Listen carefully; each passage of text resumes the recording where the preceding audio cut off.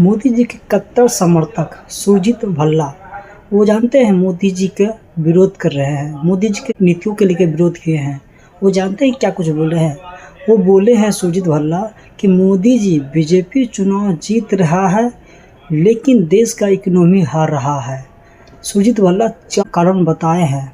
आप लोग सबसे पहले इस वीडियो में बने रहिए। इससे पहले चैनल को सब्सक्राइब कर लीजिए, लाइक कीजिए और कमेंट कीजिए। हम लोग वीडियो शुरू करते हैं। सुरजीत भल्ला सितंबर 2017 से दिसंबर 2018 तक प्रधानमंत्री की आर्थिक सलाहकार परिषद के सदस्य रहे हैं। अक्टूबर 2018 में भल्ला ने कहा था, मोदी सरकार के पहले 4 वर्ष भारतीय अर्थव्यवस्था के सबसे अच्छे वर्ष रहे। इस पद से हटने के बाद भी भल्ला मोदी सरकार की नीतियों का बचाव करते रहे। भल्ला की पहचान मोदी समर्थक अर्थशास्त्री की थी, लेकिन अब उनका रुख बदल रहा है और खुलकर मोदी सरकार की नीतियों का आलोचना भी कर रहे हैं। सुरजीत भल्ला ने 31 मई को प्रमुख अंग्रेजी अखबार इंडियन एक्सप्रेस में एक आर्टिकल लिखा था, जिसका शीर्षक था, बीजेपी चुनाव जीत रही लेकिन अर्थशास्त्र हार रही। इस लेख में भल्ला ने मोदी सरकार की आर्थिक नीतियों की तीखी आलोचना की है। भल्ला ने लिखा है, पश्चिम बंगाल में बीजेपी की यह नीति भारतीय राजनीति में शीर्ष की सियासी कामयाबी और एक ऐतिहासिक उपलब्धि का पल है।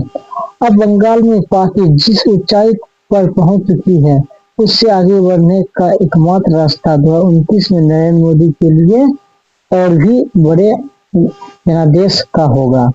भल्ला ने लिखा है, लेकिन इसी समय अर्थव्यवस्था को संभालने के मामले में बीजेपी का प्रदर्शन नीचे स्तर पर पहुंचता दिख रहा है और इनकी कोई गारंटी नहीं कि स्थिति और खराब नहीं होगी। मुख्य यह सवाल है, क्या ये दोनों घटनाएं सिर्फ संयोग या फिर एक दूसरे से गहराई से जुड़ी हुई है? भल्ला कहते हैं, आर्थिक व्यवस्था के लिए 4 प्रमुख कारक जिम्मेदार हैं। पहला और सबसे महत्वपूर्ण खुद सरकार समस्या को पहचानती जरूर है, लेकिन संकट की जिम्मेदारी स्वीकार करने की बजाय दूसरों को दोष देने में ज्यादा सहज है। दूसरा कारक बड़े उद्योग जगत, जो मौजूदा आर्थिक ढांचे के अहम घटक है। भल्ला लिखते हैं, तीसरा कांग्रेस पार्टी, जो गांधी परिवार के नेतृत्व में इतनी संतुष्टि और निष्क्रिय हो चुकी है कि भारत में बीजेपी के लिए लगभग एक दलीय लोकतांत्रिक व्यवस्था का रास्ता साफ हो गया है। चौथा वो डीपी स्टेट, जिसे भल्ला ने इन तीनों के पीछे कंट्रोलिंग पावर के रूप में देखते हैं। संकट इसीलिए लगातार बना हुआ है क्योंकि अर्थव्यवस्था अब उस गति से बढ़ रही है जिससे सरकार दुनिया की सबसे तेजी से बढ़ने वाली अर्थव्यवस्था के रूप में प्रसारित करती है। भल्ला कहते हैं कि कुछ लोगों को आर्थिक गिरावट की बात अतिशयोक्ति लग रही है। जाहिर है कि भारत लगभग यह 6% वार्षिक जीडीपी वृद्धि के साथ दुनिया की सबसे तेजी बढ़ती बड़ी अर्थव्यवस्था कहला रहा है, जो 35 वर्षों के ऐतिहासिक औसत के आसपास है। लेकिन असली बात बड़ी अर्थव्यवस्था और 35 वर्ष के औसत से तुलना में छिपी है। 2014 से पहले बीजेपी के दौरान जीडीपी वृद्धि दर के आधार पर भारत दुनिया के 9वें स्थान पर रहा।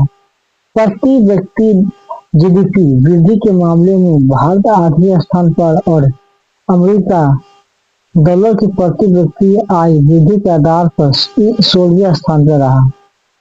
भल्ला कहते हैं कि इस अवधि में बांग्लादेश अमेरिकी डॉलर में प्रति व्यक्ति आय वृद्धि के मामले में पहले स्थान पर, जहां औसत वृद्धि दर 8.3% रही है, लेकिन इथियोपिया 7.2% के साथ दूसरे स्थान पर, जबकि भारत के 4.7% के साथ 16वें स्थान पर रहा।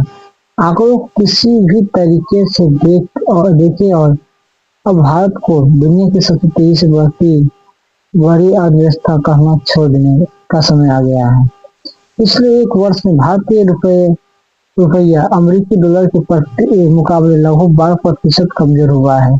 वह लगातार 7वां वर्ष है जब रुपए में गिरावट दर्ज की गई और 25 में ये एशिया की सबसे खराब प्रदर्शन करने वाली मुद्राओं में शामिल रहा।